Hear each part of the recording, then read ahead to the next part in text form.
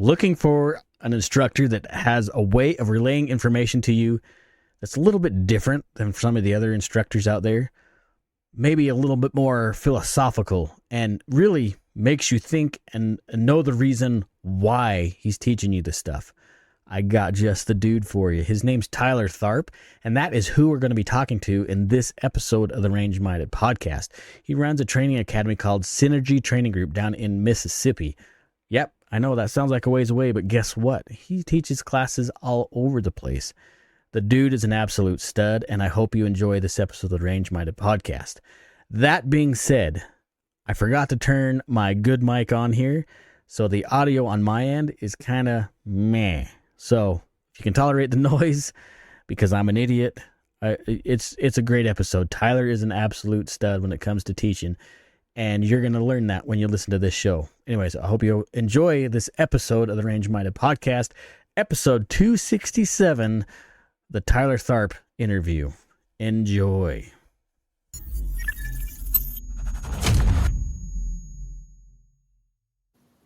Hey, welcome back to the Range Minded podcast. It's me, Steve Zimmerman, and look, if you look there, I am not alone. I actually have a good friend of mine. Well, good friend to be, anyways. We actually have never chatted in person until now. It's Tyler Tharp with Synergy Training Group. That's way it. Down south, my man. How are you? Man, I'm doing great, dude. Just apparently not south enough. It was like 20 degrees today. I hate being cold. I want to go more south. You want to go more south? More south. Wherever 50 plus degrees is. I was going to say, we were talking off camera earlier about south of you. It's colder and snowier. That's not cool. Get on the boat and go to the Bahamas or something. That sounds fantastic, actually. Right. So tell us a little bit about you. Who are you? Yeah, just a crazy one-eyed redneck that is trying to make his way in the teaching world of firearms industry. I really nerd out on the performance defensive side of thing, especially the civilian application of it. I love USPSA and other competitive outlets to proof our methodologies, principles, concepts, so on and so forth. So my teaching is essentially performance and defensive context proof by competition. So even in my classes, I use practice score, and we'll have 3 to 5 exercises throughout the 1 or 2 day class, depending on how it lays out. And at the end of the class, I mean, you have practice score to track everything, each quote unquote stage. I build each exercise as a stage, and that's a cool of course idea. you have stage and overall results, and all the students get them to see how they stack up that day. And I give out top 25% awards, and the top shot award, and most improved, and things like that. But anyway, that's in a very quick nutshell who I am and what I like to do. So how long have you been teaching? So you're from Mississippi, is that correct? Yeah, born and raised in a little place called Redwood, Mississippi, just north of Vicksburg. So any Civil War fans out there, you'll know cool. The Siege of Vicksburg is a big thing for the Civil War. That was the closest town to me, and so I grew up in the bottom of the Delta. So if you like music, you're welcome, because that's where music came from. Anyway, that town has nothing for anything, honestly, so I moved to central Mississippi, just outside of one of the most murderous cities in the United States. Go Jackson, Mississippi. And here I am. A little bit better economy and people over here, more opportunities and whatnot. So not a lot to do. There's not a lot of options for my local clientele. Private lessons here and there. I started doing enhanced carry permit classes back in 2018. Got my first USCCA certification at the end of 17, I believe it was, or maybe it was 16. I'd have to go back and look, but that's where everybody starts out doing permit classes. In Mississippi, we're a constitutional carry state, so you don't have to have a permit. Plus, we're in the South, so everybody has a gun and knows what they're doing, and there ain't nothing you can teach them anyway.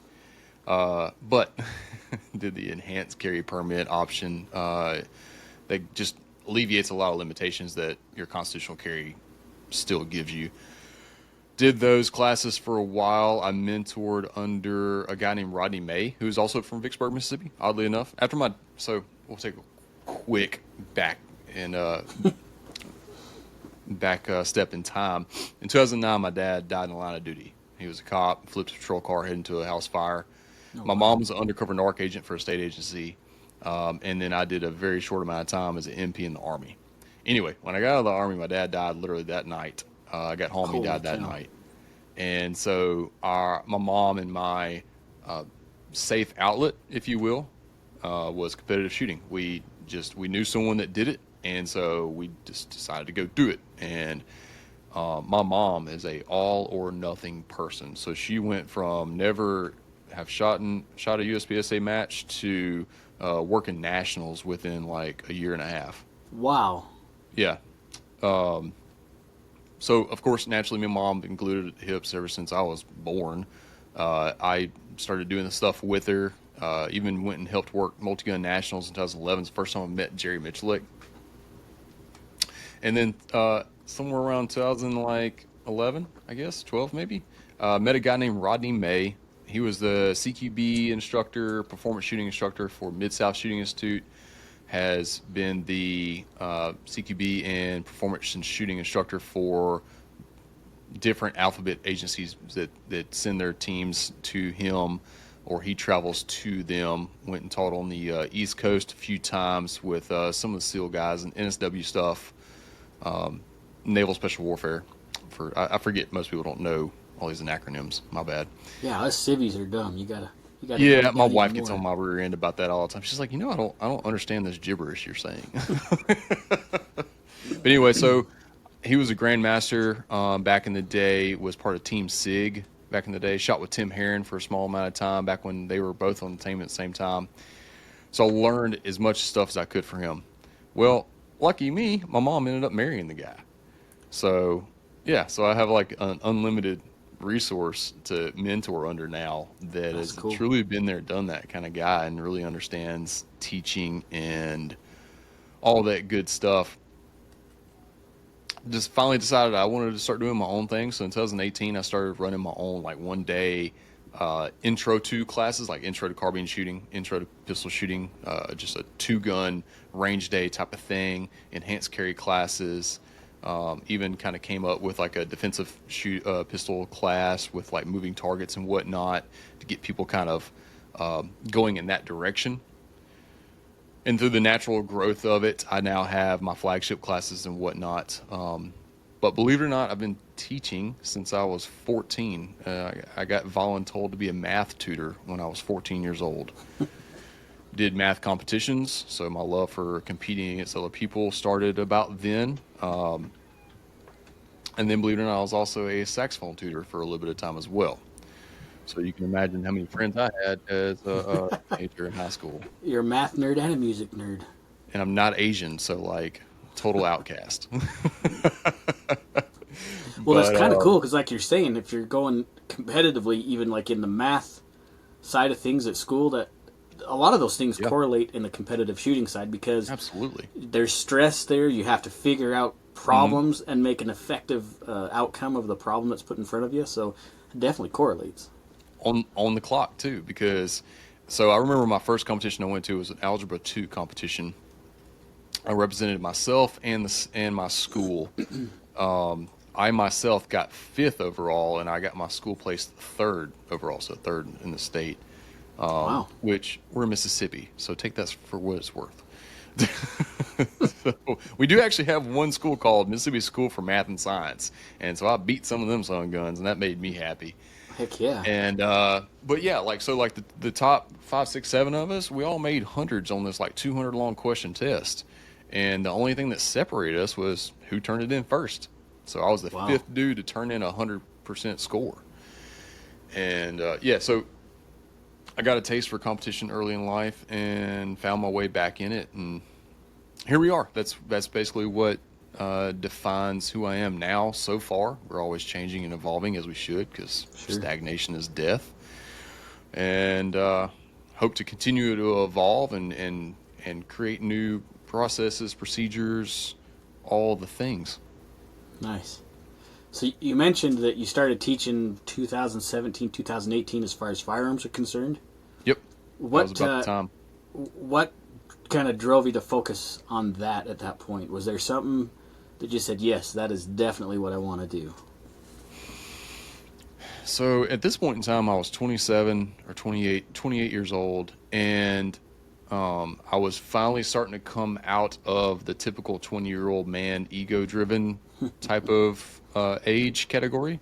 You know, like we all were in our 20s, young, dumb, and full of, as you understand the phrase goes.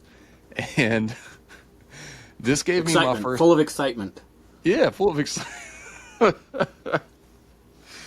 It gave me my first real sense of purpose. Like, I've always had some sort of leadership role occupationally, but my heart was never in it. It was never something I actually enjoyed doing. It was just something I got told to do because I was just good at it. And I finally found something that I was good at, or so I thought, right? Oh, you know, way better now than I was then, and something that my heart was involved in too, you know, and I got to have a positive effect, a positive lasting effect on people in front of me in an 8-hour time period, man. Like, they came to me, they paid me with their hard-earned money, and at the end of the day, they left feeling like they were served well, you know. And of course, they don't know what they don't know, right? The classes now would, if they took the class now, they'd be like, man, I want my refund from 2018. But that gave me a sense of purpose that I'd never found before. And I've never done drugs, but they say like the first high is always the best, and then you're always chasing it after that. So I kind of correlate to that. Like, I'm always chasing that sense of purpose that I don't find anywhere else but on the range and in front of men and women that are freedom-loving Americans loving the same thing that I love. Yeah, I mean, I totally get it. Like, I mentioned off before we started recording that I've done some teaching as well. Mm-hmm. And there is this weird satisfaction when you know, like when the light bulb turns on the student and you know they're getting this, and then you're seeing the results downrange on their target. It's satisfying for them, which is, I think I like that the most, when they feel like that accomplishment has taken place. And then I don't know, it feels good. It feels good to teach people. And it's immediate awesome. gratification. It's our dopamine hit. Yeah. It's a weird servitude style of dopamine hit, and I'm a big man of faith. At least I am now. I wasn't until 2017, oddly enough, and I fully believe that the Lord is, and this is written in the Bible. Like, he qualifies the called. He doesn't call the qualified, and he calls us to serve, the disciple, to lead and teach and love. And man, I can't find any better place to do that than on the range, teaching people how to defend themselves or be the best shooters that they can. Because one day they might actually have to protect their family. I actually have a student that got into a shootout in Jackson 2 years ago. Oh wow! So, like, you know, it's kind of coming full circle on it. Like I've actually taught enough people now that math has mathed out, and someone's actually got into a violent encounter and survived. But saved 2 other men doing it as well. But Wow. yeah, that weird satisfaction, man. I do feel like it is my God ordained thing to do, if you will. No, I can absolutely appreciate that. So, can we talk about that having a student get into that situation? Can we dive into that for just a little bit? Because I've always wondered about that. So, as an instructor, like, that's almost, for me anyways, like, I hope I never get involved in a shooting, no matter what. Mm-hmm. Am I prepared to? Yeah, that's the decision I make when I put that gun on every morning. Yes. But as the instructor and learning that your student has gone through something like that, what are some of your thoughts when you first heard that incident taking place? Well, spoiler alert, he's actually my boss. Oh. Yeah, so I work for him every day. And he's a plumber, owns a plumbing company. My first thoughts were, man, I'm glad you made it out.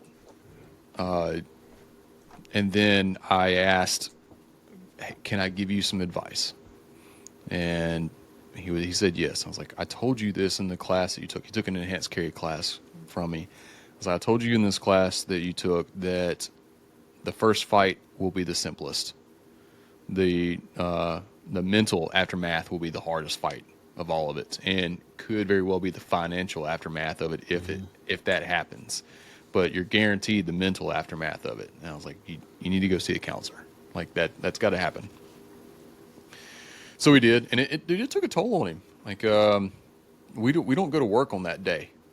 I didn't start working for him until a few months after that. Actually, for some reason, we grew a lot closer after that incident. I was working for one of his buddies as a general contractor beforehand, and then went to plumbing with him afterwards. But it's interesting. I can't give you exact names because I don't understand why, but the dang investigation is still ongoing. He still hasn't even gotten his gun back from the state crime lab. It's freaking stupid. It's like December 28th or 29th. I forget the exact day. It was a couple of days after Christmas. 2 years ago is when it happened. Holy cow. So, quick rundown on the events there. 10 a.m.-ish, West Jackson, Mississippi, Northwest Jackson, Mississippi. He is on an excavator, a small excavator, digging up a sewer main for a quadplex area. Think low-income housing. And his two guys were on the other side of the building doing whatever it is that they were doing. Well, he's doing his thing on the excavator, and he looks up, and his two guys were being pushed to their vehicles by three other dudes with AR pistols to the back of their heads. So they were going to steal the trucks and the trailers and all that. Well, one of them jumps into the older truck or tries to jump into the other truck, all while I almost said his name. Wow. Don't say his name. All while my boss jumps off the excavator and starts shooting him. Glock 19. We had just got him fitted out with a good quality holster and had a red dot on it as well. And struck the dude that got into the truck. They caught him. And then the two other guys, as I know it, still haven't been found. So as soon as bullets started flying, the other guys started shooting at them while running away. So thank God no one got hit. It was a mess. And then the freaking news, God, the news this is another one of my hatred for news outlets. They made it out to be that, because it's in Jackson. They made it out to be like, oh, this white contractor dude started shooting up these black guys because they were stealing his truck. Just because, they made it to be like he was defending property with deadly force, and no, that's not even the case. He was defending life. Well, they were just on their way home from school, right, at 10 a.m. on like a Wednesday morning, with AR pistols. I think one of them was an AK pistol, like a Draco Mini or something. But that was the gist of it, man, and it doesn't bother him anymore. But I remember, like, a month after it happened, he was still having a hard time even having an appetite. Sure. And he had just had his fourth baby girl, like, infant. So he has since then made a decision that we do not work in Jackson anymore. Understandably. There are certain parts of Jackson, like, that are barely even Jackson. They're like decent parts of Jackson that will go if he knows the person and it's a favor type of thing. But other than that, we don't work in Jackson no more. I can see why. Did that incident change any of your curriculum or how you presented the information to your students? No. Putting the sight where you need it and pressing the trigger without disturbing that is still fundamentals. Still the way. It's always been the way, and it'll always be the way, man. Rob Latham was right. If you don't know how to pull the trigger or move the gun, pull the trigger without moving the gun, then aiming was useless to begin with. You don't know where the dang bullet was going. And oddly enough, no matter where that thing's pointed, that's exactly where that bullet's going to go. The good thing about a red dot, the bullet goes where the dot is. The bad thing about the red dot, the bullet goes where the dot is. Not where it was when you thought you pulled the trigger, but where it actually is when the bullet left the chamber, barrel. But no, it didn't change any because I can't put a excavator on the range and teach people how to bail out of an excavator and shoot from around it. But that'd be a cool challenge to throw up on the interwebs whenever the investigation's over. Did you get questions, or did Did your curriculum or anything Nope. come under scrutiny at all? No, they don't even know who I am, and I prefer That to was keep always it that way. something I had wondered about. Yeah, Is the classes I've taught with students that I have got sure. into some kind of issue that, not that, I mean, I teach the USCCA curriculum. It's all pretty well backed. Like it's Sure. pretty established, so I'm not worried about that. But I mean, I don't really want to waste half a day or a month or whatever Answering stupid questions. dealing with questions. Yeah. And even if they did, I'd be like, look, man, I taught the state mandated curriculum exactly how it was meant to be done. Here's my proof that I was there and we did it for 8 hours and like all the things. I don't know what else you want from me. Like I did exactly what the state government told me to do. Nothing more, nothing less. So if you want to prosecute somebody, go prosecute the people at state level or whatever. I don't Right. get off me. And this is kind of relevant. A few episodes ago, I had a friend of mine named Steve Yerger on. He's an expert witness in self defense cases, Yeah. and we had some pretty interesting off air conversations about protecting yourself beyond the self defense situation. Yes. It's stuff he's had to deal with as far as being a witness in some of these court cases are pretty tragic, with people just not understanding what to do after bang, right, left to bang type thing. So yeah. Yep. And then they talk themselves into some sort of prosecution. Yeah. Yeah. So believe it or not, it's funny you say that. I just finished up last year the active self-protection expert witness class. Oh, cool. I didn't know he was doing that. Yeah, it was the first one. I don't know if he's got another one scheduled, but it was fantastic. Hey, you know how we were talking about using AI earlier? Don't use AI for an outline for an expert witness report. Apparently, it does not give you what you need. Yeah, I could see how that might not work very well. I mean, the template that it gave me, I thought was fine, but I didn't know any better. I'd never done it before, and the people that did do it, they were like, "No, that's not how it's supposed to work." No basis in AI. I was like, "Dang it!" No, that's that. After talking to Steve Yerger about, I mean, that's been really intriguing to me about how to become an expert witness. He works a lot. He said he does like 12 to 1,500 cases a year.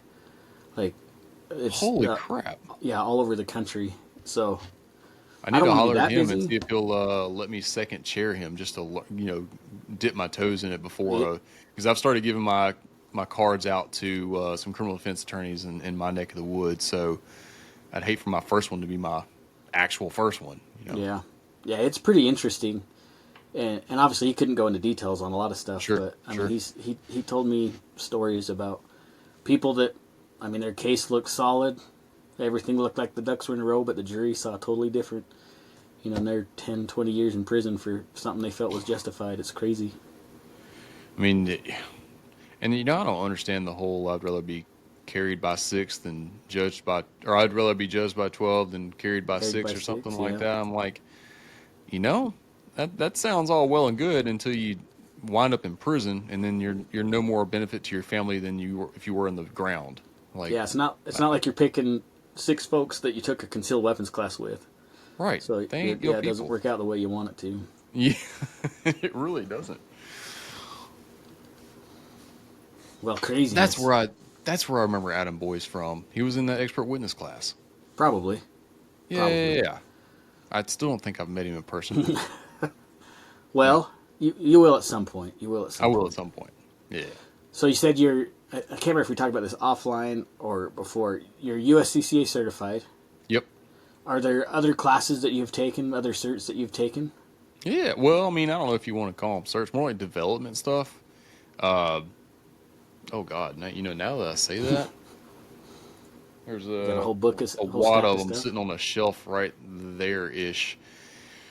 Like Gateway, I did the Gateway thing and the Hold My Guns thing and active self-protection instructor curriculum, the 6-month one, which was the most impactful for teaching as far as like building curriculums, understanding how people learn, like 'cause we had book assignments and things like that. It's fantastic program. I've done Brian Hill's deliberate coaching, the 3-day deliberate coaching class. Freaking love that class. If you're an instructor, like there's no reason you shouldn't be taking that class. Tim Herron's instructor development is absolutely on my radar, and I would love to go do Apache's instructor enrichment program. I think they need a better name for that because that's hard to say.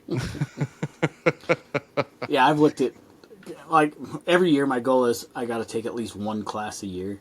Yeah. Last absolutely. year, I mean, I did hit a couple of classes last year, but nothing, honestly, stuff. Well, there's one I didn't take before that was actually a lot of fun, but I need to find a class this year that is important for me to take, something that can be meaningful.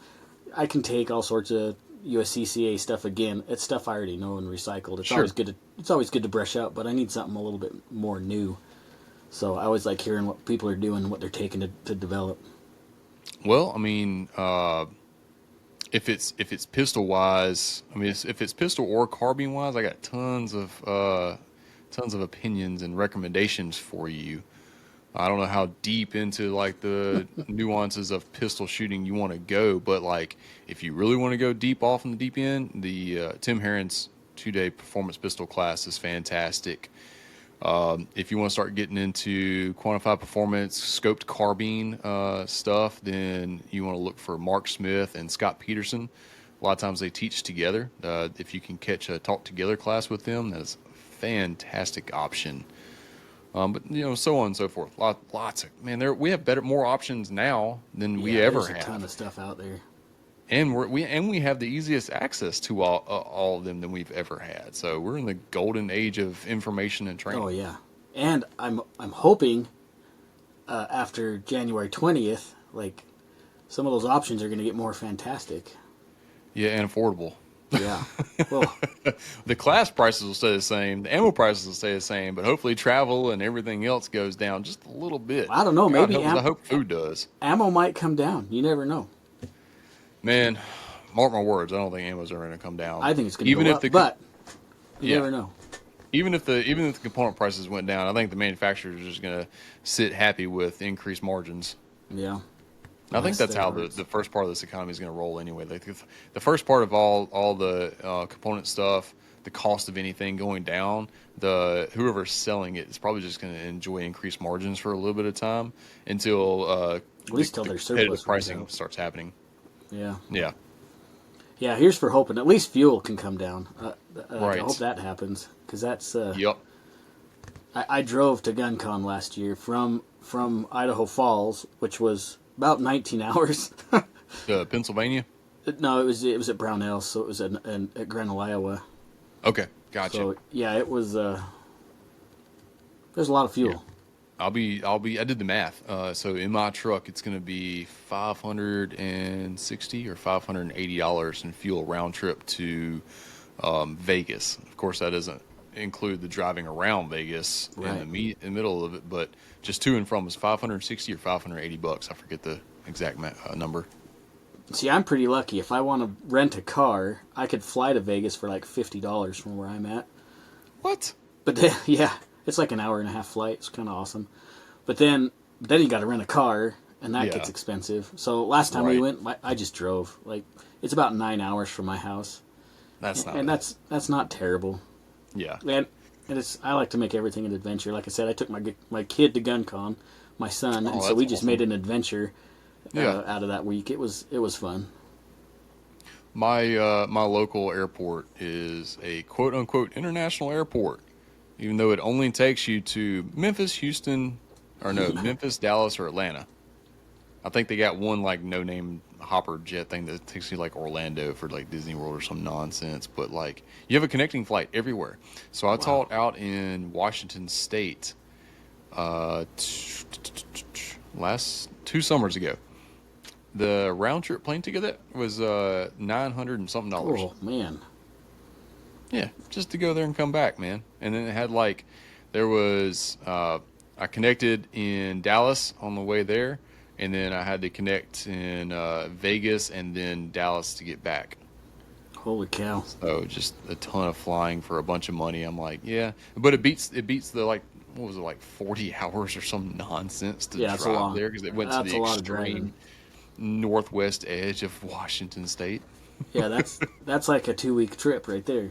Yeah, so anything over about anything over 12 hours, I start consider flying.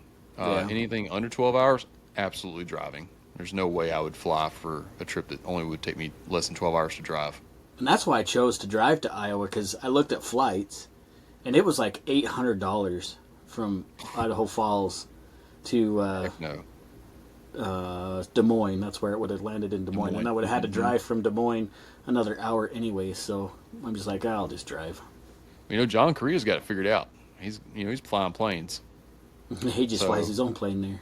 Yeah, he'll start flying his own plane to wherever class he wants to go to. Yeah, he's a lot more established than I am, though. That's fair. He's doing a little better in the community than you or I so far. Yeah, I need to jump in his pool too. Like you guys that have taken advantage of his knowledge, definitely I can see a development difference than folks that don't. And it's not just him, man. Like, and he'll tell you this. It's not all just him. It's Stephanie and Neil, the Wideners, and then you got Miss Carrie Dudenhofer. Then you got Chris Bean. Like they, as a team, the whole ass team is just freaking fantastic, and it's a well-oiled machine. They do such a fantastic job at anything that they touch. They do a good job at it. Yeah, I need to jump the gun and just do it. Get in the ASPNC. It's worth, or I'm sorry, IC. It's definitely worth it. Is it? It's expensive, but it's worth every penny. I don't regret anything from it. I know Boyce feels the same way. He loves that he did it. Yeah. And I remember talking to him when he was taking all those classes, and I could see his knowledge base, or at least his, well, not really knowledge base necessarily, but just his ability to relay information was definitely improving. Like it was working on him. And I can't believe I had never read the book before then, but the Mental Management book, so Mental Management Systems by Lanny Basham, was one of the first books we had to read, and it has been a just absolute cornerstone of everything, of how I look at everything since I read it. Like it's totally changed my mindset on everything that I do, not just teaching, but like being a husband, being a student, being an employee, so on and so forth. Like that's such a fantastic resource. So if you hadn't read that one, highly recommend it. Well, so yeah, I need to make a book list is what I need to do for the show, because I do get recommended lots of books all the time. Do you know who Memphis Beach is? You do not. You need to look up Memphis Beach, and his real name's Mikos, but he lives in Memphis. He's my brother. Whenever you see him, you'll see the resemblance. But he has a concealed carriers book club, concealed carry book readers club, something to that effect on Facebook. Definitely look that up, and you'll see all the recommendations you need on that. But I'm going to tell you right now, the first book you need to prioritize is Mental Management by Lanny Basham. Okay. Yep. It's a deeper understanding of, like, I don't know if you've ever read The Inner Game of Tennis. I have not. Never heard of that book. I mean, those are basically one and the same. The mental management one, I think I would put more on priority, because it gives you, in the back of it, gives you like things to actually do, like actionable things to start revamping your mental game. So I really dig on that. It's been so impactful that I kid you not. Anyone that signs up for my Synergy Remote program, you get a journal, and then you also get a paper where I've typed it all up like a template on like how to make your entries into this journal. Like it works so much for me that it's mandatory for you to do if you do the Synergy Remote class with me. Cool. So, yep. Speaking of your remote classes, I was perusing your website earlier. Mm-hmm. It looks like you offer a pretty good menu of classes. It wasn't always that way. It used to be just the general defensive this, performance that, yada, yada, yada, like cookie cutter thing. It took me a while to finally figure out who I am, what product I really want to deliver, how to define it, and how to deliver it. Yeah. Yeah, and all of the classes, I mean, they're definitely not just basic pistol, basic rifle. Like they're right. You're digging into some cool stuff. Like you got looks like an IDPA class. Is that right? Is that what I saw in there? Maybe I was looking at somebody else's. No, it was your.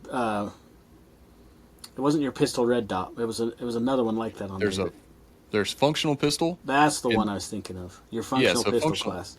Yep. So functional pistol is, so it's principles and concepts with defensive context, principles and concepts, teaching those things with pistol.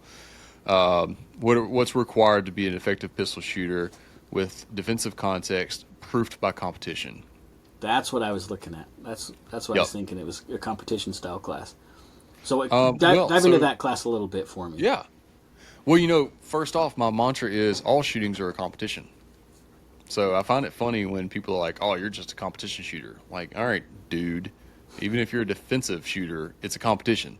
If you go to Walmart right now and you get into a firefight with some dude in the parking lot or inside or wherever, there will be a winner and there will be a loser. Therefore, you are competing. So throw that stupid mindset out the window. The only difference is USPSA, IDPA, things like that, they're a game. That's the only difference. But the best, most accurate, and fastest shooter wins. The best competitor technically wins, but you got to be fast and accurate. Right. You can't be one or the other. But yada, yada, yada. That's it. So functional pistol is my flagship pistol class, focused on anyone that wants the nuance of being a better pistol shooter. It's not your basic class. It's not a performance only class. It's not a defensive only class. Like, these are the core principles you must work on and work towards mastery to be a competent pistol wielding dude or woman, however you want to phrase that in your mind. So day one are the core principles, and we're gonna go through all the concepts of the way that I approach things. You're going to go through discovery modes of all of them to see how you would like to tweak it to best work with your physique, handshake, gun choice, all the things, right? The visual side of things, like you need to start seeing things you've probably never seen before, like how to technically lead. Everybody says, "Oh, your eyes must lead the gun," but like, how many people out there actually have shooting exercises where that's the only thing you isolate? Right. No, none I can think of. They don't. And then trigger press at speed is now the cool whiz bang thing, and it's a fantastic exercise. One of the ones you could easily spend 2 hours on to get the most squeeze out of, because you really do get the most squeeze out of that exercise. But that's been a thing for years now, and for some reason it's just now the hot buzzword. Trying to get people to be okay with certain amounts of visual verification of their sights on target, depending on target difficulty, consequence of miss, so on and so forth. So like all the core principles and then the concepts that go along with them, so that they learn how to apply them appropriately under the watchful coach's eye, if you will. Then Sunday morning is intro to movement. So movement while shooting, and shooting then moving. The three types of movement that I teach are controlled, aggressive, and explosive. And I'll show you the like which context requires which one. And then I have exercises that blend all that stuff together. And then that entire afternoon, we're just shooting exercises. We're doing all my functional exercises and then a stage at the end of the day. And we're coaching everyone through it. We're putting all this data into practice scores so you can track all the metrics. You get emailed, the students get emailed all the list of stages and the numbers and all that. The data, some of them don't care about it, and that's cool. But people like me, like, I really want to deep dive in all those numbers, and it's there if they want to. One thing I do on day one that most people don't do is during lunch, we'll do a kind of a hasty 30-minute lunch. And then as soon as people have shoveled in enough food to be able to actually have a conversation, we start doing intro to mental management. And it's simple. It's just a question. It's two questions. It's a two-part question. Who are you? And if you aren't the person you want to be, who do you want to be? All right. And then how are you that person? And if you aren't that person already, how will you become that person? So you got 30 minutes to write that, to reflect and write that down. Wow. Sometimes it doesn't take all 30 minutes, but then we we go one by one and we talk about it. You chant your mantra of who you are, or who you want to be, how you're that person, or how you're going to become that person. And when we get done, everybody's like, "Oh man, that was a good one. I like that one," and so on and so forth. It's like, all right, well, you still got the question, and it should ever be changing. It should be ever changing. Excuse me. As men and women evolve through life, if you truly care about self-development, you will become a different person every 10 to 15 years, sometimes faster if you're a quick learner. As my buddy said earlier, he's like, "No, I'm just a quick failer." I'm like, well, learning comes from failure, man. That's So for sure. I was like, it's your mantra should change. It really should. You should be revisiting this, I'd say, on an annual basis. And every time you make an entry in your performance journal, you need to start out, either start out with that or just say it out loud. Another cool thing you can do is write on sticky notes and place it in key areas, like on your bathroom mirror. When you get up in the morning before you brush your teeth, say out loud who you are. And I'll give you an example. I'll tell you what mine is. I am Tyler Tharp. I'm an upcoming national level instructor. I will become that instructor by serving my student and my process. It's pretty simple. Here's the thing. Who you are, it needs to be self-affirming, all right? And it needs to be something that you can actually work towards and attain. And it needs to be process driven. Like what you're going to do for that needs to be process driven, not outcome driven. Right. I'll give you an example. Came across a young new cop in North Alabama 2 years ago, I believe it was. And his was, "I am this person, and I'll reach my goals by being never satisfied." And I knew what he meant. And I think he just had a youngness to him that wasn't able to give him the better words. I knew he absolutely could have figured this out if I gave him enough time. I was like, "Hey, I like it. Let's change the end of it." All right. Because the words that you end on would be the ones you remember the most. So for me, it's serving students. Yeah. Serving students and process. That's the best part of mine that I remember every day. And I was like, all right, instead of saying that you'll never be satisfied, let's change that. And you're welcome to change it as much as you want. But here's what I would say. I don't think it should have a negative connotation to it. I think, again, it needs to be process driven. So how about this? How about you will always be hungry for more? No negative connotation, process driven, a little more affirming as well. So things like that. That's awesome. Lunch. That's we're we start lunch at 11:30. We're not done with this until 1. And so we also talk about negative self-talk, protecting the self-image, how the conscious and subconscious and self-image all work together for the sake of triad state or flow state, whichever school of thought you subscribe to. And then throughout the rest of the weekend, you are not allowed any negative self-talk. And I'll call you out on it if you do, and I'll make you reword it, rephrase it, whatever it is, so that it's process-driven and affirming words coming out of your mouth. Because what your mouth says, your subconscious will believe, and it'll choke down your self-image doing it. So anyway, that's that's rad. Yeah, that's functional pistol, and I don't know, however long that took to say it. No, that's good, because that's not normally what people would expect to take from a class. Like, okay, I'll just 500, 1,000 rounds in a couple days, and that's it. Sure. No, dude, I like the philosophy idea. I think that's fantastic. At a certain point in your shooting career, it becomes more of a mental game than a skills game. And the sooner you figure that out, and the sooner you can start working on it, the better off you'll be. Nice. It makes me think of a lot of stuff like out of like Think and Grow Rich, that same positive mindset, which I have experienced. When you start thinking positively, things definitely change around you. I've seen it, I've felt it, I've experienced that. It's funny how many people don't think about that or don't believe in that kind of thing. And it is kind of weird if you haven't experienced it to say, yeah, I'm going to start thinking more positively, and that energy just gets boomeranged right back to you. It's weird, but it works. It works. Positivity breeds positivity. Negativity breeds negativity. So I forget who told me this one time, but it was it goes like this: if someone spoke to your best friend or your wife the way you talk to yourself in your head, what would you do? You'd probably punch them in the mouth. So why Probably. do you do that to yourself? That's a good way to look at it. Here's something I've been trying lately because my job really irritates me. And it's not the job that irritates me. It's the fact that I know I should be teaching on a national level for full time doing already and not destroying my body for the exchange of money.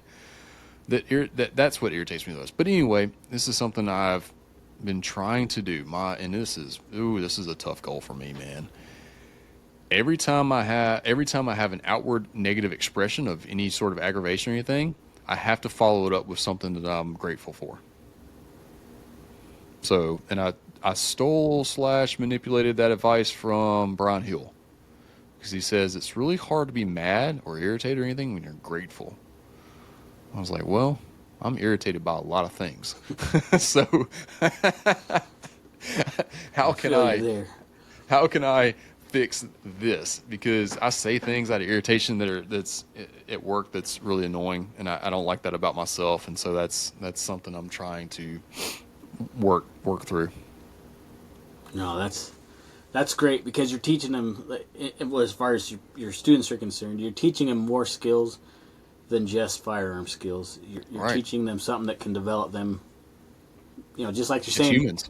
Yeah, it's just Yeah. like you're talking about that book that you'd read that changed the way you live and your mindset. The same thing is you're sharing that knowledge with other people to develop them as well, better citizens, better husbands, better wives, better firearms users and firearms owners. Yeah. Yeah, I think that's fantastic. You were saying earlier that you really enjoy that moment when the light goes off in a student's head. Yes, absolutely. Here's one for you. Here's what I've grown to love is when they have such an amazing positive effect from this class that they become a return student and they tell other people like you'd basically be an idiot if you didn't take this class. And that they're so happy with their time with you that they want to share you with other people. Yeah, that's awesome. So that now that I've had that happen a good bit, like that's what I want more of now. Well, that has to be rewarding for you and your soul to know that you are making a difference. It's not just talk, man. It is making a difference. I mean, if I died today, I'd be okay with the fact knowing that I served my people to the best I possibly could with what I had. Am I perfect? Heck no. No one is. No one ever will be. Will I ever be perfect? No. Again, that ain't the goal. The goal is to do the best I can with what I got in the time given with the people that are directly in front of me. Not so much on the internet because that's just a pain in the rear, if I'm being honest, dude. I try to throw out good information here and there and help some people when I can, but you're not going to find me bickering with other people in the comments. Yeah. But the people that I can get in front of, if I can just have some time with them, I'm going to try to make the best of it as I can. That's awesome. I could die happy today knowing that I did exactly that. Well, and it sounds like your students approve. Yeah. So that's I like to rad. think so. So what are some of the other classes that you're offering on there? So I have RDS operator, which is geared towards law enforcement departments that are moving into using RDS equipped pistol, electro-optic equipped pistols. And I consider it to be the most holistic one-day red dot pistol class on the market. I see a lot of red dot pistol classes only geared towards shooting. It's just like you don't ever turn the optic off. You don't understand how to frame the window in case your optic breaks, things of that nature. They don't teach you how to like properly mount it, maintenance, things like that, holster considerations, different types of red dots and why they're advantageous for different contexts, things like that. So I built a one-day class specific to that. Like we start off the day like how to properly mount it, what red dots are good for what, enclosed versus not enclosed, big windows, small windows, side mounted, under mounted, top mounted batteries, like what types of batteries, why the tiny little battery in the EPS was a stupid idea. Thanks, Hollison. Amazing optic. And you give us this tiny little battery that lasts like 8 months. I hate it. But it's still better than the Acro, so I'll take it. Well, it could be worse. SIG thinks their buyers are swallowing the batteries, so. I didn't hear that one. Don't get me started on SIG. I got a good friend that runs this Shoot SIG project, old Bing Bong. Amazing guy. SIG screwed me years back with a 365 that they refused to warranty, and I've had kind of a sour taste in my mouth ever since then. But then we go into actually shooting with the optic. We're going into the common problems people have, like quote unquote finding the dot. And that's not a not understanding how to aim issue. That is you have not presented a gun in front of your face enough times to create a repeatable index, a repeatable, reliable index. And so we go through basically a crap ton of reps from where you meet your hands to presenting the gun in front of your eyes. We'll do that a ton of times and get them some sort of repeatable, reliable index going on. Then we'll turn off their optics. We'll talk about framing the window. We'll have different size targets on my targets. My targets are designed specifically for all of this, and we'll go through the different targets and whatnot. We'll let them experience shooting occluded. We'll go through the different sight confirmation levels, like a flash of red is good enough on an A zone at 3 yards. Like, stop looking for a refined dot. Stop it. Right. Honestly, sometimes I'm not even looking for a dot at all. Frame in A zone, whack the trigger. Floating focused dot pictures, and again, consequence of miss, target, like acceptable hit, all that context is applied there. Then we'll go through my functional exercises, which again I feel are very holistic to anyone that wants to defend life with a pistol. And again, it's all scored, practice score, all the thing. Like practice score is going to happen every single class, no ifs, ands, buts about it. Which I think is genius. I've never thought of that. Yeah. My good friend Stony Steele advised me to do that years ago, and I've done it ever since. Tim Herron does it as well. And Stony Steele is his real name. he's a GM guy. He took a class from me, mentored under me years ago, and went from nobody shooting USPSA to master seemingly overnight. Wow. And then he made GM, I think, almost 2 years ago now. And I'm still stuck in A class. Well, so I'm hoping to hit A class, because I shoot okay. I'm not pretending I'm amazing, because I'm definitely still learning. But right now, because I'm not a member of the USPSA, I'm somewhere between D and C right now. And my goal is to hit A class by the end of this year, which might be a lofty goal. I don't know. We're going to find out by the end of the year. We'll chat more, dude. I got the keys to success for you, and it's easier than it sounds. Nice. Easier than it sounds. Most people overcomplicate it, and they try to do everything all at once. And what ends up happening is you're not giving any specific skill at the service it needs. You're just throwing a whole bunch of shit at the wall and hoping something sticks. So we're going to be talking a lot then. Is what's going to be happening. Easy day. I shoot all right. Like I've set up some pistol comps when I was in Boise, where I did outshoot. I did outshoot a master class shooter. It was probably more of a fluke than anything. He might have had an off day. Wins win. But I beat him, and he was pissed. So that kind of made me happy, actually. Your subconscious needs to believe that a win's a win. Yeah. And your self-image needs to also believe that too. Truth. But the red dot pistol class is that, dude. And then I have an instructor level of that, which is 2 days. Again, this is like really geared towards law enforcement, honestly. But it would be very beneficial to any concealed carrier, defensive. And it's open. It's not just for Leo. Like it's open to civilians. It's open enrollment. Nice. It's open enrollment. The only LE only classes that I do are department specific. So, and then those don't even go on the website. Like you'll never even see them. So, then I have. This is a fun story. Do you know Eric Wise? The name sounds very familiar. Owns Cornerstone Performance out of Austin, Texas area. Fantastic dude, 20 plus years, SWAT cop, teacher, trainer, instructor. fantastic dude.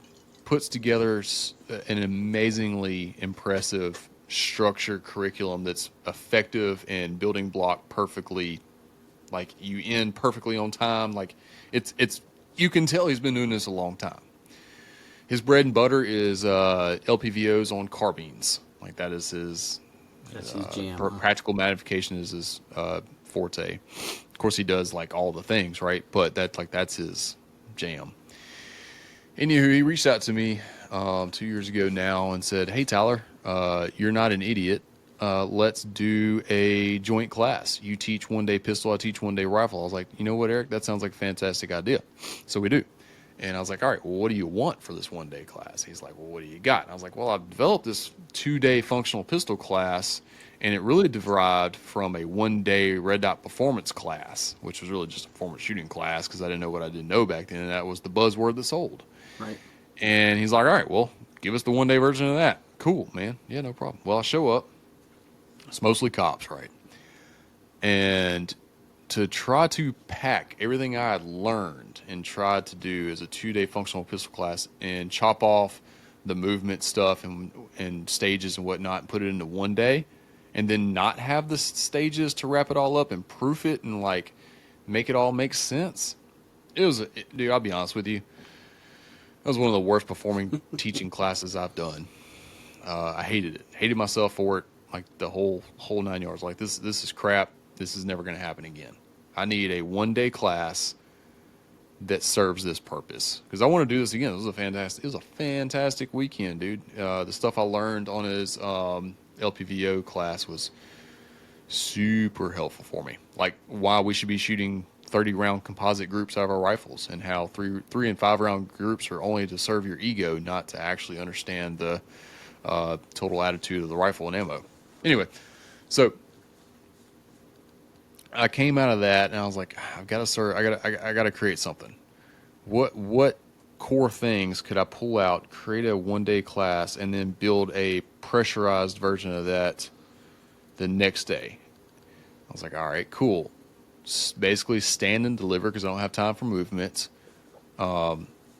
Sights, trigger. That's it, basically. Let's just do sights, trigger, grip structure.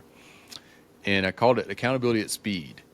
So it appeals to the LE world because stand and deliver is pretty much their whole training thing. And accountability is their thing. They don't believe in going fast, generally speaking. Like the LE world is just like against competition, going fast, all that because it's unaccountable. I was like, all right, well, what about accountability at speed? And so, hey, it worked out great. I love the curriculum. I love the way it shaked out. And I was like, all right, what's day 2 of this look like? How do I ramp up the pressure? How do I add punishment for unaccountability? Because if I want to stay true to this accountability at speed theme, I need to make it. I need to have the bar high, if you will. All right, so now I started throwing around ideas for punishments for misses. I started looking at using negative targets. That way you can't see your hits and you have to tell me where they were hit. So like on day 2, we talk about shot calling and then we go into shooting negative targets, hostage targets, and then on time, and then on time to see how many you can get. But if you miscall anything, you lose the points on that target completely. And then if you miss completely, you're just completely out. You don't even get to shoot anymore until the next exercise starts, like last man standing type of deal. And then I stole this idea from watching Brian Hill use lasers. I was like, ooh, what if I could do visual disengage indicators? So like while they're shooting, say, a spectrum of 5 or 6 varying targets, both in distance and difficulty, I can at any time throw my red laser on any target, and if he shoots that target, he's automatically disqualified because he's shot on threat. Because in a lot of officer involved shootings, when you draw your gun on a suspect and they for some reason they needed deadly force, but something changed, they gave up, they changed their mind or whatever, you need to recognize that immediately and not shoot him. So I thought of thought of that with the little laser beam thing. That's Plus, lasers are cool, and why not? Who else is doing that type of thing? Nobody.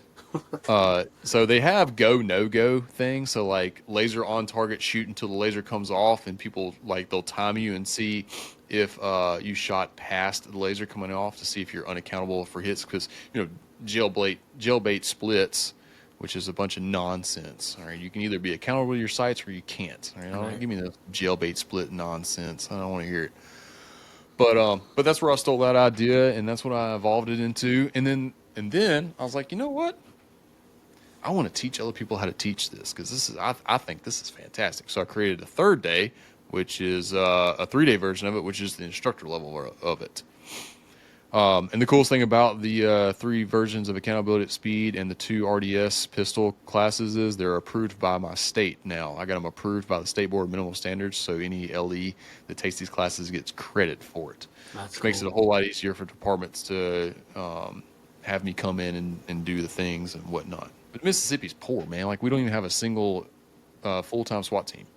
And nowhere in the state do we have a full-time SWAT team. So, like, getting those guys the resources, the getting the guys resources they need to train is like pulling teeth. So, but hopefully that'll change soon, and they'll do more of it. That's a pretty intense class, though. Holy cow! Yeah, I can't wait. I have not yet had a chance to do the second day without just kind of proofing it out in my head and pointing lasers at things. But I've done the 1-day version of it a couple of times, and then I created the same thing but rifle. So accountability at speed with carbines. Can't wait to get booked for. Oh, you know what? I'll say that. Do you know who Brandon Alvarez is? Yes. Broken Arrow Project out of Florida. He is a special ops guy coming up in March, I think it is. We're going to teach a 2-day accountability at speed. So he'll be teaching with me the first ever 2-day version of it. So that'll be a lot of fun. That is cool. Yeah. You're gonna have some frustrated shooters, but that's awesome. Yeah. Yep. Yeah, it's going to be, I don't know. I got to figure out a way of awarding them too. I can't just punish them for missing. I got to give them some type of award. I'll figure that out. Challenge coin or something at the end. Yeah. Yeah. I do actually have those, but like I have to meet you in person and like you have to earn it type of thing. Not by shooting, but by being a good human. That's good. Well, patch. I noticed you had some patches, some success patches on your website. So. Yeah, I'll figure out a new patch design. I've been using AI for patch for artwork as well. Have you? I haven't done that yet. It's frustrating. Sometimes it like 1 out of every 15, awesome, but the 14 that it takes a minute each on, it's kind of annoying. Yeah. So, so the prompts are just kind of it's annoying. Good luck. Yeah, I just have a guy say, "Hey, this is what I want to do."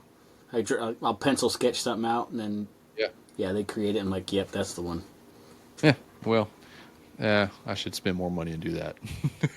I found a guy. Actually, I found it through Adam. Adam found this guy, and he's pretty reasonable. Nice. Yeah, I hired a guy to do my Synergy logo, my new style of Synergy logo. But I just wanted to do it on my own just to see if I could. Sure. Plus, they're 97-cent poker chips for awards. Whatever. I think that's cool. Yeah, appreciate it. So let's see what else you got. The speed, accountability at speed. Mm-hmm. So what else you got here? Concealment workshop. What's that? Oh, concealment workshop. It is 2 to 2.5 hours for my local community. I need to get some more on those website now. Think about it. Where I take this freaking 10-gallon bin full of holsters and dump them out on the table, and I organize them through how they work and what they do and different belts, and of course the Filster Enigma and all that. And people will get to come in and listen to me explain how concealment works, why we want certain things to do certain things. Idea. Clothes considerations, belt or beltless carry considerations, so on and so forth. And then nobody's talking about that. At least in Idaho that I know of, nobody's addressing that. Nobody's doing it around here. They just do the enhanced carry class, and like, here's your Uncle Mike's or a little sticky holster. Happy day, don't shoot yourself. Right. That's pretty much all you get here as far as concealment. And I'm partners with KSG Armory, so they get to try out that, and they can go directly through my website and order a KSG Armory holster or a next belt or a foundation belt, EDC Nice. foundation belt, which are my favorite products for concealment right now. And anyway, they get to try on all this stuff. Like, they get to try on the different belts, different holsters. I have molded guns. Matt Clinton, I forget his business name. Crap, EDC something or another. Anyway, he made me a Glock 48 with a red dot on it, and a Shield with a red dot on it, and a 19 with a red dot on it. So we got little fake guns that are 1-to-1 that they can put in the holsters and actually see how well they conceal. Yeah, I need to get more of those on the website. They were pretty good. They were pretty good last year. Need more of those going. Yeah, it's for us that have been like through a little bit more established in our firearms journey. We end up with a lot of holsters and a lot of belt options, a lot of stuff because we've had to figure it out, and kind of fast tracking new people to the community. Man, that's a great idea. Yeah, I mean, I don't want them to have to waste hundreds of dollars on junk when I could just, they could come to a class, spend the $75 for class entry, and $100 on a quality holster after of testing it. Because that's such no a good gun idea. store is going to let you walk in, rip open a package of a holster off the shelf and try it for an hour before they buy it. That ain't going to happen. I might steal that idea from you, man. That's such a good idea. Go for it, man. Yeah. I think the other thing cool that I got going on is Synergy Remote, which is a remote hybrid class. 6-week minimum. We meet virtually 4 times. It's a 1-hour lesson each time. The first one's onboarding. We'll go through all you got in your onboarding packet that I mailed to you. We'll go through your questionnaire that you filled out and emailed back. And you'll get your first set of assignments. They'll be both live and dry fire, and you must video record certain aspects of it and send it in. If your specific shooting journey could benefit from any of the books that I've read, could recommend, I would add that to your workload. And then second visit, we're just watching and going over, critiquing, coaching the videos from your previous assignments, giving you new assignments. Meeting 3 is just a repeat of meeting 2, essentially. Again, going over the things, new assignments. And then week 4, we're going over all those assignments, asking you outro questions like, all right, where do you feel like you grew the most? What are some things that you feel like you still are lacking on? Any unanswered questions, yada, yada, yada. And then if you have the opportunity to extend it. And you can extend it on a 2-week basis. Imagine doing a renting thing where you had 1 year your contract with, then you can extend it month by month after that. But same thing here. How's that been received? Very well. It doesn't sell well because, again, I'm still the new kid on the block and people just don't know about me. But the people that have done it, immediate results. Imagine a dude comes to me with he can't even get a 90 on a 10-10-10. Now a 92 or a 94 is easy day for him. That's so cool. Who was it? I had a guy down on the coast. His name's Tyler as well. No, I'm sorry, Colin. Colin Hardery. He went from I think C to B class, almost A class in 6 weeks. Cool. Yep. Got a couple other guys that are about to hit A class as well. About a 20% jump, which D to B is a pretty easy jump. There's a lot of meat on the bone. All you gotta do is put in the work. You can get there. Right. A requires you paying attention to some things. M requires straight up dedication. Yeah, you gotta be about that life. And GM requires borderline unhealthy obsession. Yeah, I look at I look at the scores from the matches I shoot, and I look at the guys that shoot 100%, have great time. They all A's. I'm like, good grief. And it's the same, 3 guys every match. I'm like, yeah, good on you. They do it. The thing is, their time on task is more as well. So there's something to be said about just, Sure. Who is it? Who said this? Oh man, somebody told me. Was it Rob Latham or Niels Jonathan? They don't dry fire. They're like, you don't get good at shooting by not shooting. All right. Well, for you, It sounds like sir, Rob Latham. That sounds like a Latham comment. for someone that gets a 50,000+ rounds of ammo a year allotment, that makes sense. Okay. Yeah. The rest of us are poor and don't, we have to buy our ammo. Man, if I could get a ammo sponsorship, dude, I would be okay with it. Even if it was 100 rounds a month, I would take it. Yeah. Yeah. It's so hard to find an ammo sponsor, man. They want more than they give. Oh yeah. These days, that's for sure. Unless you got 1 million subscribers and all that. Like, I've noticed that with any kind of 2A related sponsorship for my show, like it's like pulling teeth to, Yeah, they want way more than they can give. That's what. I spoke earlier about my upcoming sponsorship with Santan Tactical. Oh yeah. It's been the exact opposite. Like, really, they give more than they want, which we need to have a chat. I'm like, bro, y'all need to like specifically say what you want me to do out of this relationship, because like I don't want to take advantage of y'all. Right. I want to do you right. I want to serve you because you're serving me. Like, you're gonna send me a free $2,000 rifle. I want to make sure that you're getting something out of it. I've already sold them a couple of rifles. Yeah, like I've already sold them a couple rifles, but obviously I need to sell them a whole bunch more to offset their investment in me. But that was one of the reasons why I was so happy to deal with those guys. That's cool. Daniel, Benny, and oh goodness, I forgot the other guy's name. Tanner. So many names. Wish people had numbers. But Daniel, Tanner, and Benny have just been so nice to me, and they've been over backwards to be so accommodating. They went to bat for me to the owner. Was like, hey, this guy's legit. They brought some rifles to the Guardian conference last year because I taught all the rifle stuff up there, and so they supplied the rifles. I got Blue Force Gear to supply the slings, Hollison to supply the optics. Wow. So you didn't have to bring, like, people come to these conferences, they're pretty new to things. So you can just show up. We have the ammo on site, the whole 9 yards. Buy your ammo, come use a rifle that we're supplying you, and have a good time. And I didn't even have to ask twice. Like, they were like, yeah, when is it? Wow. Where is it? Oh, heck yeah, we're not even that far from here. We'll be there. That's super cool. Fantastic. Vertex, the guy from Vertex when I was at GunCon, he was the same way. He's like, we don't care how big you are.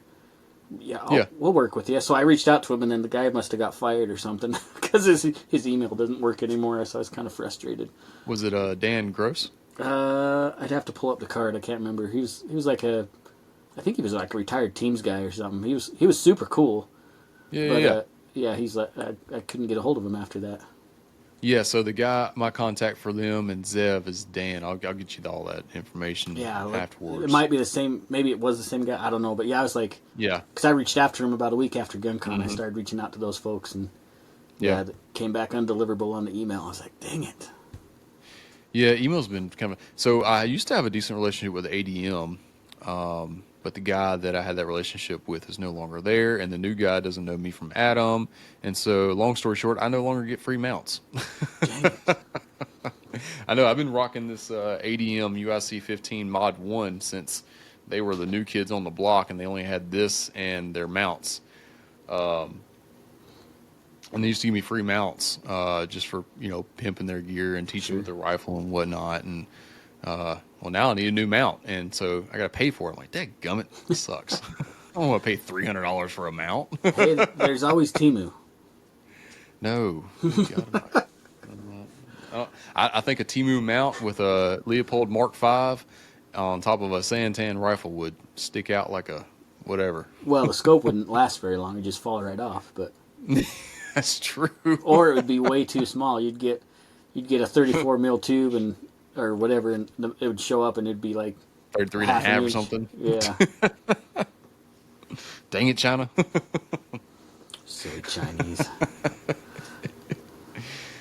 Well, awesome, man. What else do we need to know about you and about your classes? Well, if anybody's made it this far, man, and you got access to a range, I need hosts. I need somewhere to teach and students to teach. Okay. My local market is dang near dried up. I need to get on the road and get to it. So feel free to reach out to me. You can use the synergyshooting.com website, or you can shoot me a message on Facebook, Instagram. My email is tyler@synergyshooting.com. Send smoke signals, carrier pigeons, all the things. You know, if you got a safe place to shoot and 8 dudes, females, whatever, to make a class full, I'm in. I'm there. Have gun, will travel. How far do you want to go? Dude, I would love to teach in Alaska. Well, that might be a little too far, but that'd be cool. Only during summer. I'd love to do it. You, I can't remember. I've been looking at a lot of different classes. I can't remember if do you have a class in Nampa coming up? In Tampa? Nampa, Idaho. No, Somebody I have was one looking in at- Manhattan, Kansas. Well, you need to come to Idaho. I can. I love Idaho. Believe it or not, one of the founding fathers, if you will, Precision Rifle Series lives in Idaho. Old Brian Morgan. Well, at least he should still be in Idaho. Brian Last Morgan. I knew he was there. I don't know if I know that name. Do you know Benny ever wanna get Cooley? into Do you know Yeah. Benny? Yeah, so I know Benny. He'd come in and hang out at the range that I was working at first here in Idaho Falls. He's a good dude. Pretty much all those big PRS guys are, man. I've met a lot of cool guys in there, and I tried shooting PRS for a little bit of time. Built my own AR-10, and I soon found out my pockets ain't deep enough for PRS. Holy moly, that's an expensive sport. Yeah, that's a rich man's hobby right there. You got to be It sponsored is. to enjoy it. Dude, you gotta throw like $5 or $6 grand on the table just to be competitive in their production series, Yeah, or whatever that other one is, where you can only spend $2 grand on a rifle, $2 grand on a optic, and then you need all your supporting gear and ammo and all that. I'm like, all right, dude, I ain't got $5 grand just to come shoot a match. No, that's way outside my wheelhouse. Exactly. At least this year, anyways. Maybe not next year. I did shoot a mile with that AR-10 that I built off the roof of my truck, though. So that Holy was cow. once What caliber? Yeah, 308. In a 308. Yeah, it was obviously you're transonic at 1,650 yards at that, or meters at that point, but made 3 impacts out of 5 sends. So on an Iron Maiden at 1,650. I kind of want to build a 308. I kind of want to. Yeah. Well, again, knowing now what I know, then I'll give you all my information. There's a lot of learning pains with that. Yeah, when it comes to AR-10 platform, it's a different pig than anything Yes. AR-15. Yeah, you can't just Frankenstein that stuff together. No. And I'm good at Frankenstein and AR-15s together. I got a lot of junk. Well, sure. I got Yeah, those a are couple easy of to really smith. nice rifles and then a lot of junk that I just take out and play around with. I quit Frankenstein them together whenever I had a relationship with ADM, and I just started using their stuff, honestly, because which they sent me all the receivers and the rail, and then I spec'd out the barrel and the A5 Viator and all the other things, and assembled it myself just because I wanted to. Sure. But there's no reason not to just go buy an ADM or a Santan or a Cobalt Kinetics or a LWRCI. Did you see LWRCI revamp the magwell shape for 6 arc I did not see that. optimization, and now Magpul has a mag I saw the specifically mag. for I that saw as well. Magpul's mag, yeah, but I didn't know that LBRC was doing some stuff with it. Yeah, that's who invented it, the redesigned interior shape of the magwell. So now I got to get my QP rifle that I'll get from Santan will be a 6 arc, so I'm gonna have to talk them into editing their CAD, so whenever they mill out the magwell, they do it to that specific spec. That's a So I don't cool wanna cartridge buy- too. It is. What sucks about it is you got to buy 6.5 Grendel mags, and one, they're ugly, and 2, they're expensive. Well, or you 3D print the follower. I didn't know you could do that. Well, it's a total different geometry. I don't know what Geisley's doing to make theirs look like a normal mag, but I all thought the mag 6.5 was the Grendel same. mag- It was just I thought the follower had a different feed angle. It's could be different wrong. pitch. It's a different pitch. It almost looks like a blend between a regular AR mag and Like then an like AK. a AR 7.62x39 mag. Oh, maybe that's find why. the middle of that. Yeah, I it's kind of see, weird. I see. Yeah, that's a heck of a bullet. I'm kind of excited for the 338 arc as well. Yeah, that's a big old pill going down range. Holy cow! I like it better than the 300 Blackout, as far as like the idea behind it, at least. It's probably not going to be cheap to shoot, though. Not the Blackout's No. cheap either, but Right. That's going to be one of those things you're going to have to reload. yeah, for sure. For sure. So. Well, hey, I got a series of 5 questions. I can't remember if we mentioned this off air yeah. or maybe, Yeah. I think we were talking about it off air, but I used to ask my guests these 5 questions, and then Okay. I haven't asked them for quite a while. So you get to be the guinea pig for 2025 on these questions. Fantastic. So it's just 5 questions. They're not scary, I promise. but I like hearing the answers. Okay. Okay. All right. Number 1. What experience in your life has been the most impactful and why? My dad dying because it ripped apart my family. Okay. But it changed your life, right? It made It you did. who you are. Made you who you are now, right? Yeah. There's even a challenge coin with his face on it because it was that impactful. That's awesome. All right, number 2. Mm-hmm. You just won the lottery, and it's a ton of money. Yeah. What would you do with the winnings, and why? The wife and I are going on a vacation, first off. Then, of course, I got to tithe to the church and pay off all the debt, start clearing the family land and building a house there and having my own little personal range and probably about, I don't know, $500,000 in 9mm and the other $500,000 in 223 556. So, like 1,200 rounds is what you're saying right now. I would make it a personal goal to be a grandmaster by the end of that year. Oh, that'd be cool. Yep. All right. Number 3. You ready? Mm-hmm. What is your biggest fear? Man, that's hard to think about because I'm not a fearful person. Like I went and jumped off the stratosphere in Vegas for fun. So I don't know, man. Burning alive, I guess. Drowning. Okay. Yeah, that's a valid fear. I Yeah. can't swim, and drowning is definitely not something I want to experience. All right. Number 4. What would you say is your biggest achievement? My wife. Marrying my best friend and starting a better life for both of us. It's funny how that works when you find somebody that makes you better than who you could be. Absolutely. I'd be still a dumbass. I still kind of am, but not as much. My wife just considers me one of the kids, which is accurate. It's a bigger appetite. Yeah, more of a pain in the ass, really. All right, last question. I know how I'd answer this one, and I've actually been surprised how different this answer has been. I would figure this answer is very consistent, but I've had some different answers on this one. You ready? Mm-hmm. Who would you consider to be your greatest hero? My grandpa. Awesome. Easy day. He's the other face on that challenge coin. Oh, that is actually really cool. Yeah. I'll send you a picture of it one day. Yeah, long story short, man, I grew up with my grandpa, and I am who I am because of him and my mom. So, yep. Well, it sounds like they achieved a task that they should be proud of. Man, you're a pretty stellar guy. Yeah, I appreciate that, man. My grandpa's the coolest man on earth. He was my best man at my wedding. That is pretty rad. Yeah, I'm so grateful that he's still around. Yeah, you're lucky, man. Both my grandparents passed on.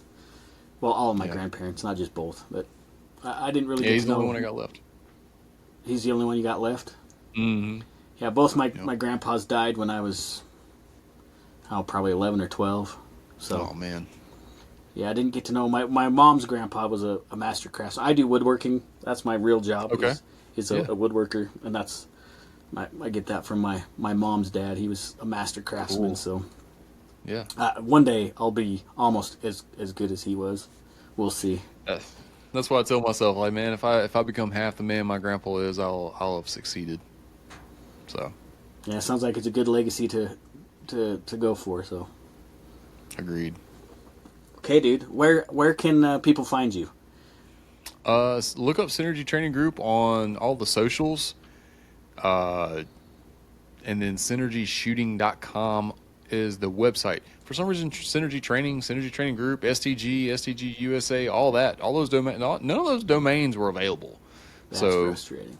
Yeah, so Synergy Shooting it is. Okay, synergyshooting.com. What about your socials? Synergy Training Group. All of them same. Instagram, Facebook, and YouTube. There we go. I just started up Rumble. I don't know what to do with it. But Rumble is hard. Yeah. Rumble's tough. I just upload my videos and that's about it. I don't really spend any time on Rumble. Yeah. I don't know. Kind of getting famous on Facebook though. They keep sending me like $11 a month. So damn. Might be able to quit my daytime job in about 40 more years. Big time. You need to jump on Twitter because that is a party. Is it? Yeah, it's actually monetized as well. You can be. I have a friend on there that he buys a gun every month or so. Buys at least one gun a month from revenue he makes off Twitter. Shoot, yeah. I know people do that with freaking TikTok, and they are irritated as hell right now. Yeah. Well, TikTok's back up, but. Oh, is it? Yeah. Oh, well. I'm not. I never TikToked. I'm not. Well, first of all, I'm not active enough on TikTok to make any monetary value, but I don't think my ideas really correlate with those that make money off TikTok. I'm not a whiny liberal. I'm not a Chinese guy. Like, yeah, it's every time I post any kind of, I posted just a picture of a Colt Python barrel to advertise one of the episodes of my show. I got flagged. Like they almost took my channel away. It was just a barrel. Stony Steel had a video go viral on TikTok of him just using a paster gun on a target. And then he uploaded a picture of his practice session, like, not long after, crushed his whole account. They shut it all down, deleted it, whole 9 yards. I have a feeling because they were going to ban TikTok, and Trump actually was like, hey, let's not do it yet. I kind of wonder if that might change a little bit about the content they let on. Because I think maybe they're thinking they're treading on thin ice. I don't know. We'll see. Maybe so. It's not it still could get banned. Trump's. It's not off the table. He's like, hey, if they're not going to willing to play ball, then they're going to be banned in the United States. So we'll see what happens. Did you see where Zuckerberg did the announcement thing, where he is now all of a sudden super pro speech, pro First Amendment? Yeah. And is going to start trying to make changes with Instagram and Facebook to be more free speech compliant, I guess, or allowed, however you want to phrase it. I kind of wonder if the previous administration put pressure on him to say, don't let that happen. Sure. Of course. He might be totally free speech. I don't know. I'm still kind of leery about that, but we'll see. We'll see where that goes. I am very... There's a better word than leery, and I use it sometimes. I'm just having a hard time thinking of it right now. Of anything, politics, government, social media, Google, like all the things. I'm like skeptical. Here we go. Skeptical. I am a skeptic at heart. You're gonna have to prove it to me before I fully believe you. Yeah, and they've burned enough bridges, big tech and all that. I don't think they care about us that much. No. They use us like YouTube, right? I'm still not monetized on YouTube. Yeah. But they use our content to make money, but they don't kick it back. They're happy to take the money that should be going to us. But I mean, it's part of their agreement, right? We said yes on their terms of agreement, so. Right. I mean, and who reads that stuff anyway? Nobody. So. Well, cool, man. I appreciate you hanging out. And telling us your story and about Synergy Group and all that stuff. I'm excited. I appreciate your time, man. I appreciate the opportunity to hop on your podcast and share your audience, man. That's I know this is your baby, and like I said, I definitely appreciate your time and trusting me to care for it. Bro, you're welcome anytime. Anytime you want to be on here, just holler. Thank you. Awesome. Okay. Well, thanks for hanging out for the audience. Thanks for hanging out, listening to this conversation. Well, if you like this content, if you like Tyler, seek him out. If you like the show, make sure you like it and thumbs up and comment and all that other crap you're supposed to do. And we'll see you guys next time. Appreciate you. I told you Tyler is awesome, and I hope you enjoyed this episode of the Range Minded Podcast. If you did, please like, share, and comment on no matter where you're watching it or listening to it, whether it be on Spotify or YouTube or Rumble or wherever. Please like, share, and comment. That really helps my reach get out a little bit farther. If you want to support the show in any way, there's a couple ways to do it. First of all, the one we just talked about, that helps way more than you guys realize. Another way that helps, if you want to pitch in a little bit financially, you can jump on the website, rangemindedpodcast.com. There you can buy patches. I like patches. We've talked about this before. Every little bit, it helps. So if you want to buy a patch there, go for it. I'd love to send you some patches. Love you guys. Make sure you stay safe. And don't forget, you got to take somebody shooting. And as always, stay range-minded. See you guys.